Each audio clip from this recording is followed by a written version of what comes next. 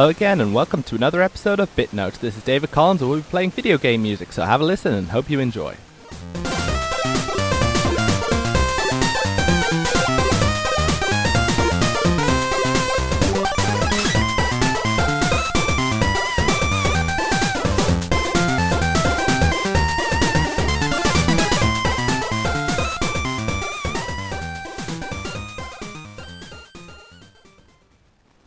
Okay, so for this show I've actually got some special things. As I know, last week I was talking about the iDIG Music Festival, an Irish music festival that just focused completely on video game music, and it was fantastic. For a show about video game music, going to a festival about video game music, it was a match made in heaven.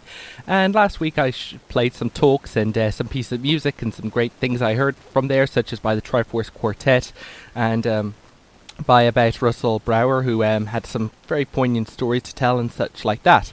But this week I'll be talking about another aspect of the iDIG Music Festival, the video games. You see, the iDIG Music Festival was a little like a convention. It wasn't just, musical performances and some talks. It also had some people doing art and, vitally, some people showing the games that they were making. This was Irish-developed video games on display for everyone. Now, Ireland has actually produced quite a few video games. Even going back to like the late 80s, there was the Emerald Software who developed part of the Spectrum Moonwalker game, the one with Michael Jackson, and I never quite played that. I actually ended up talking with one of the guys developed in that, and through the years there's been a bit of Irish game development going on here and there, such as with Funcom, having a branch open here in Ireland, and they produced that kart racing game, and after that, there were other things, and there were hope in the early noughties about, Ireland going forward, and there were game developers like Kapuki and stuff. But fast forward, now it's a new generation. Now a lot of the focus on indie games, independent games made by small teams. And in one room I walked into, there was a whole wealth of various people working on their own indie games, and it was a lot of fun. So let's start off with a light game, and I mean that very light because it involves a Floaty Ball. It's literally called Floaty Ball. So let's start off with the first interview I had with an Irish game developer there. So have a listen and hope you enjoy. Alright, and here we are in the games room of the iDIG Music Fest, and there are a lot of great games around here. And one game I see in front of me seems a very colourful, multiplayer-esque game, and I'm here with the developers. Would you like to introduce yourselves and talk about the game? Hi, I'm Paul. I'm one of the guys on Good Man Lads, and this is our game Floaty Ball, your colourful local multiplayer. Danny?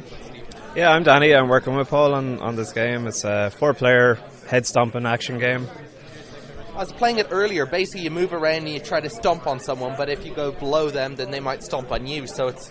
You are a floaty ball, yeah. You are a floaty ball, and you've got to get above the others and dive on their head, thus popping floaty ball. Cool. Yeah, it's been really well received. Getting a lot of fun plays here today. We've had a nice little ring around our display, and there's been some fights. It's been good. It's been good. Right, cool. And what platforms and when do you think this game will be out? We're developing for PC, and with PC then we would hope that we can easily port to other platforms. So we very easily we can be Mac ready, we can be Linux ready. We're working with Unity 3D. It's very easy to port. Unity is popping up everywhere. Yep. Well, you'd be mad not to use it. This game, when it first started, we coded almost on a piece of paper without Unity, and then after we decided to develop it, then we could use all the tools that Unity offers. It's fantastic. Really all right. Well, best of luck, and I'll look forward to it when it comes out. Thanks very much. You'll find us at Goodman Lads on Twitter. Awesome. Thank you. Thank you. And that was me talking with Goodman Lads developing the game Floaty Ball. Now, I had one or two slight technical problems when I was recording. Largely, it was my first time using a Tascam. A Tascam is basically a professional recording device. First of all, thanks to Tina and everyone at Dublin South FM in general for giving me the loan of a Tascam. It was very gracious of them to give it to me, given the fact that certain other people had taken loans of Tascams and hadn't returned them. Anyway, the point is, unfortunately, it was kind of unfamiliar with the device, and I didn't realize you had to press record twice in order to get it recording. And the great thing is, the first time you press record, the red light starts flashing, but it's not actually recording. So, I ditched a couple of interviews, but don't worry. When it came to the Little Acre, which was one of the games I looked at and was very much impressed with, and I found it very delightful, I managed to get a follow-up interview with one of the other people on the team. So, have a listen, and hope you enjoy. And here I am with a very beautiful looking game that that grabbed my attention a while back, The Little Acre. It is a beautifully rendered game. Some of the graphics look like something out of Disney or Don Bluth, and some beautiful animation. And I'm here with the co-founder of the company and the designer. Would you like to introduce yourself? Hi, nice to meet you. My name is Christopher Conlan. As you said, I'm one of the co-founders of Pewter Games. Okay, and would you like to describe The Little Acre for us? Yeah, so The Little Acre is a point-and-click adventure. It's classic in the sense that it's a 2D point-and-click adventure, and even down to the animation style, where it's a traditional frame-by-frame animation style. So, like you said, it's kind of like a Disney aesthetic, or maybe Don Bluth. But then aside from that, then we're kind of mixing it up a bit, because as the player changes to like a different almost universe in the game, we change the art style a bit there. All right, and so it looks very beautiful. So what's the game about? So the game is about Aidan and his daughter Lily. They're both living in Ireland in the 1950s, and then we mix up a bit of fantasy with that when they inadvertently find themselves going to this other world through a machine that their crazy inventor granddad made. I know, it looks very fantastic, and it's basically a point-and-click adventure game with some great bit of humour as well. Yeah, I mean, we try to inject as much humour as possible. I'd say most of the humour would come from Lily. She's kind of like the comic relief. She takes just everything in her stride. Everything she encounters is just fine, and she usually has something funny to say about everything. Well, I played it earlier and I really did enjoy it, so I'm definitely looking forward to the full release. What platforms and when will it be available? So it'll be available on Steam and Xbox One for sure. We haven't announced anything else yet, but we probably will later on. Okay, all the best. Okay, thank you very much. And thank you very much. And that was Pewter Games with The Little Acre. So, as you can see there, I feel that interview didn't really do the game enough justice. It was very beautiful. There was, like I said, you got to control both the father and the daughter, and when you were controlling the daughter, she was just trying to make porridge but causing all sorts of chaos, and her dog suddenly started running around trying to rescue her from completely injuring herself like the utterly reckless but fun, cute kid she was. And like I said, the animation was great. I believe they were using an animation toolkit, I forget the name, but it was designed more for actual like TV style animation, so it's like, you know, professional stuff. And I believe some of the animators were trained in Ballyfermot, which is a good tradition of animation as well. So yeah, animation has always been one of my, you know, interests, along with video games and, you know, movies and a lot of cool stuff. So a lot of great things going on there. But yeah, that was The Little Acre, and like I said, it was a point-and-click adventure game. And later I discovered another point-and-click adventure game at that and interviewed the developer, and afterwards I can't find the interview. Hooray, here at BitNote we revel in professionalism apparently, but I'll just try to describe it just to make up for it. It was called the Darkside Detective. It basically is actually a kind of a fun little game. It kind of has a very like retro sort of pixelated art style to it, but the idea is that essentially you're a detective in this town that's kind of like haunted by a lot of supernatural stuff, and the idea is that the game consists of a whole load of like mini episodes that are very short, but involve like something like a sort of a TV series, as the developer said, like they took a lot of inspiration from the 90s. And the fact that part of the location the game takes place in Twin Lakes is kind of a very obvious reference to some of the cult TV they may have watched back then. And in my case, you know, most of the time you're in these things, you're playing demos or something. But when I sat down, I got to play an entire little episode, and it was a nice little story about a girl going missing and where is she. So you talk to the people, and then of course when you look around, suddenly it gets deeper and deeper, and then suddenly when you're in too deep, you know, will you be able to escape from it and everything? And that's about as much as I can say without spoiling it. But it's kind of fun, you know. There's a kind of a fun sense of humor about it, including something that really seemed a little like that just very much reminded me of The Simpsons, but also still trying to keep that dark, you know, sort of like, you know, brooding atmosphere, but not taking it too seriously. And it's being developed for the PC, Mac, smartphones, and tablet devices. And like I said, sorry I can't show the interview with those things, but it did seem to be a nice and fun upcoming adventure. And I, from what I looked at it, I did enjoy it very, very much so. So, this moves us on to our next thing, and this game wasn't actually... So yeah, that was the Darkside Detective, which I done an interview for, and like I said, point-and-click adventure with very nice retro-style graphics, and kind of like, when you are the detective and you have to investigate the dark side.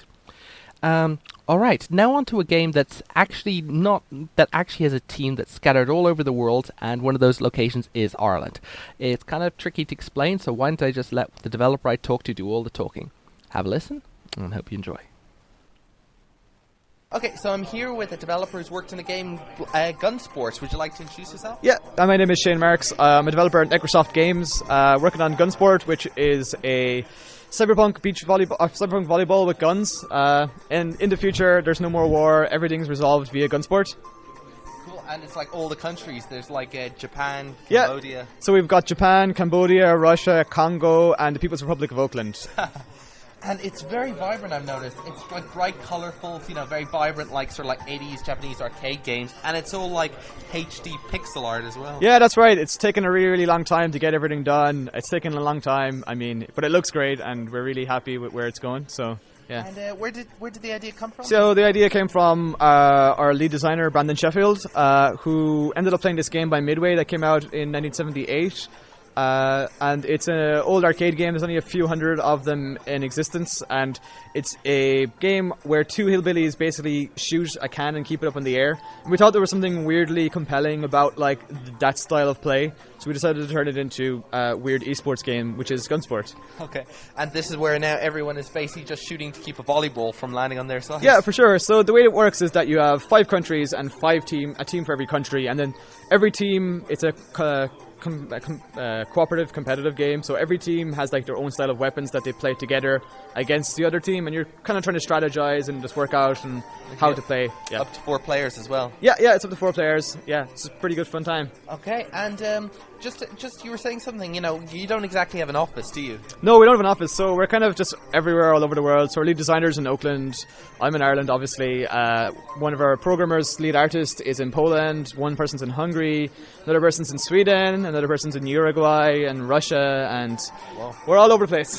How did you all get together, by the way? So everyone got together via other various weird ways. So I ended up getting together because Brandon Sheffield runs this website called Insert Credit, and I read Insert Credit, and when I was at a games event, I met up with him and we hung out, and we inevitably ended up working on something. Cool. And you said you've been involved in your own bit of game development before now.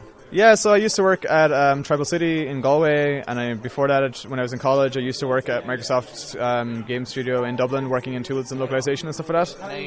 Now you're going indie, joining up with a bunch of people from all around the world. Yeah. Just decided to make our own stuff, so yeah, it's a super good time. All right. Well, listen, when can we expect to see it, and what platforms shall be hopefully available on? Yeah, so we're hoping probably the end of the year. Iron Galaxies is publishing it, who makes Killer Instinct, and we're probably going to put it on PS4, Xbox One. Not probably, we are putting it on PS4, Xbox One, and PC. Great. I look forward to it. Okay, cool. Thank you. Thank you. And that was Gunsport, and boy, that was kind of a fun little game. Like I said, it just shows how the world can be a lot these times, where people all across the world can collaborate on a video game. And that's not even the first time it happened. I believe there was a horror game called Penumbra, and there have been many other games developed. It's tricky, completely different skill, but they seem to be managing it, and boy, does it look like a weird and gorgeous looking game as well. Alright, I think before I go further, I just want to mention that there was another game there that I actually did play and I did enjoy, but unfortunately I couldn't quite snag an interview with the developer. It's basically was Super Sword Shield, or I think Super Sword Shield, depending how you read the logo, and it was by Snozbot, and one of the developers is John O'Kane. And full disclosure, John O'Kane and I were in the same and did a game development course in college. So there's a whole other thing about how it's very important for people to disclose things, and that's fair enough. But yes, just to be upfront, so I did know him, but I didn't end up interviewing him, which is kind of funny. But the whole thing is Super Short Shield was kind of a bit of a fun game. It was also kind of going for the retro style with bright colors, and you're a knight on a horse, and you're racing across the landscape. And you basically got two things: either use your sword or your shield. And the trick is you've got all these skeletons and archers and demonic things, and the idea is you have to basically hit the sword to attack or the shield to defend. And the idea is that, you have to keep, it's kind of an infinite runner, so if you get hit, you'll fall back. So the idea is to keep attacking, keep the right timing so that you succeed. Now, to be honest, at the start, I thought this was kind of simple. These sort of infinite runner games aren't hugely to my taste. But as I played, I suddenly started realizing a couple of things. For a start, the game, even though the game had a simple system, it was a little more complex than I thought it was. For instance, I realized that if you put the shield on someone, instead of attacking them, you push them back. And then what happens is they'll spawn a ghost, and then you can attack that for extra points. And then I discovered that, apparently there's a way you can actually throw the sword at the enemy if you time it right. Or when you upgrade the sword, you're able to shoot a bolt from your sword, which gives you more things. So there was actually, and this still keeps the very straightforward control system of basically one button for sword and one button for shield. And this actually was pretty kind of cool and interesting, because it does show that, even with a simple enough control scheme and a simple enough premise, there can be depth and there can be ways. And this is what makes a game addictive. You're thinking, okay, how can I do it this way? How can I do it that way? How can I boost it so that, this works in that way? And so on and so forth. So I actually did like Super Short Shield. I believe it's coming. It'll be coming to mobile platforms, and I think there might be a web version. But just to be clear, that's by Snozbot, and that was another fun game that was on display there. So out of all the games there was also one other game that was on there, but that was kind of more non-digital, so I kind of didn't really look at it that much. I probably should have. But anyway, on to the last game, and this is by a guy who I've actually been following for a while. We met up at a game jam a while back, but I really didn't keep in contact except for on Twitter and stuff. But and I actually didn't really contact, by contact on Twitter, I mean follow on Twitter. But I've been following his game and got kind of interested in it, and it is Guild of Dungeoneering. So why don't I just go right over to the interview, have a listen, and hope you enjoy. And here at the iDIG Music Fest, we've got two of the people who've worked on the Guild of Dungeoneering. Hello, would you like to introduce yourselves? Absolutely. So I'm Colm Larkin. I guess I'm the original developer. And I'm Stephen Gregan, and doing the audio on the game. Fantastic. And I've been following Guild of Dungeoneering for some time. It's basically a game where it's an adventure in a dungeon, which sounds standard so far, but you actually control the dungeon itself. That's right. So our funny twist is that you don't get to control your hero directly. You build the dungeon around them. You put down rooms and monsters and loot, and then they actually are AI controlled. So you're kind of trying to influence them, trying to get them to level up, fight the right monsters, but sometimes they let you down, they go the wrong way, or they run headfirst into a hard monster, that kind of stuff. Yeah, I was playing it there. It's actually quite a bit of fun, and you've basically been developing it. You've been developing it for a while, but you've actually recently grown the team to 5 people, I think. That's right, yeah, there's 5 of us now. It began as a kind of a game jam project, then it's just grown and grown, and about 6-7 months ago, started getting a few more people involved, and we've signed with a publisher called Versus Evil in January, and since then we've really gotten a lot of publicity. They brought us to a few big shows. We were at PAX, 2 different PAXs this year, GDC, Rezzed. So we've been kept really busy. There's 5 of us now, which is fantastic for me because it's so nice to have extra people to help. I can imagine, and it's I was playing it. It's a fun game. You influence the thing, you influence the adventure, and then you also, when it's in battle, you choose which card. So it's kind of a card-based game. You've actually got physical cards for testing out some of the combat system. That's true. So it used to be that combat was completely automatic because it's AI control of your hero. When they ran into a monster, it would pop up this little battle system. It was completely hands-off. You just watch them fight. And we decided we want something you actually had more control of, and we decided let's try an actual tactical combat system. And we came up with a card-based one because that kind of if you see the game, you'll see it kind of fits with the whole aesthetic of the game. It's like a pretend board game. So you're playing this little kind of deck-building card game is the battle system. And yes, we actually prototyped it on paper to kind of refine it before we coded it into the game. Cool. And what about the music in the game? Just tell us a bit about that. Well, we've been working long and hard to try and refine it down to what exactly would suit the game. It's been a challenge because it's kind of got a cute art style, but we don't want it to necessarily be a cutesy game too much. So we've been refining it, and it's been a delicate balancing act to get the right tone in the music, but it's coming along well. That might have been easier actually if I just gone to you and said, make this super cute, look at the art style, come up with the music that just complements that and makes it super cute. It would have been easier, but it would have probably let the game down a bit. Yeah. Okay. It's done a lot of experimentation with the tone of the music to try and change the feeling you get while you're playing. Definitely. Well, I think as listeners to the show know, music can have a huge effect on the feel of a game. So how did you get interested in game development? So basically as a child, we got a ZX Spectrum. That was our first computer. And a ZX Spectrum, for us it was all about games, but it comes with BASIC, this programming language, built into it. And to play a game, you put in a cassette tape, and you had to type in BASIC, run. Like it was all, like when the computer started up, it was a command line, and you typed in run. I mean, that's all we needed to do to play games.